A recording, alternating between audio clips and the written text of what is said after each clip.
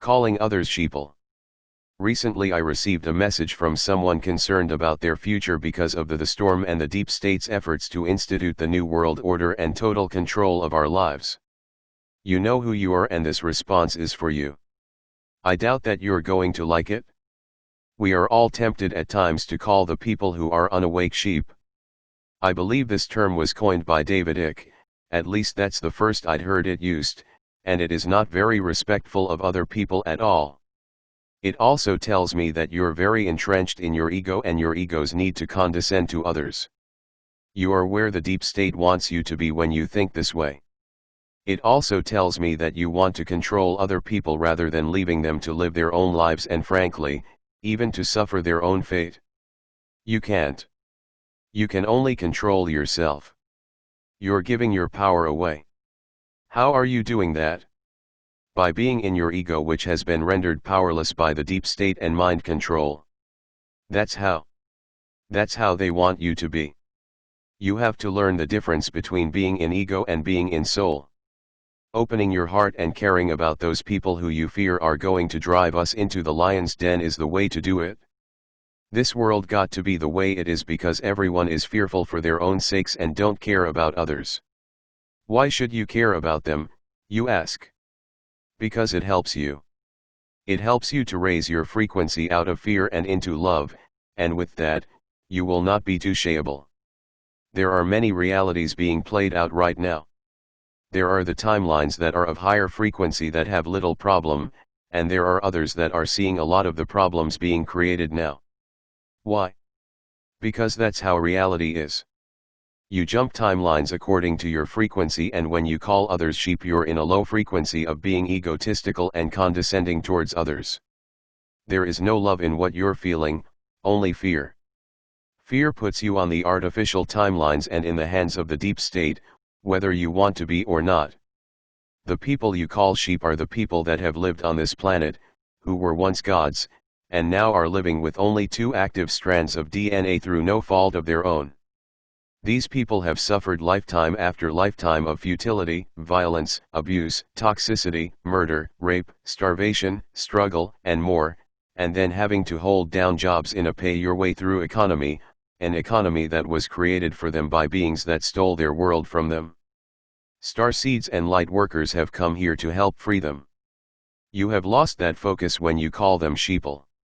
Hopefully, it's only momentary and you can correct your error of perception and continue on with compassion for this world. Having compassion for them only helps you in the end because it puts you on a better timeline with a better outcome and re-empowers you.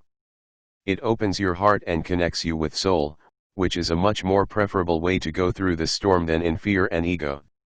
You have 2 minds, a lower mind, controlled by the dark forces, and a higher mind which is free to be who you truly are. Use your higher mind. By calling them sheep, you are blaming them for your lot in life. You are giving your power away to them. You are saying you have no power, they have it all, while admonishing them for being powerless sheep. Do you see the irony of this? Where does that leave you? With less power than those you call sheep. Stop blaming, stop pointing fingers, and start taking responsibility for your attitude. You are acting like a victim, which by the way, is mind control programming. I've written a book on it and it can be overcome.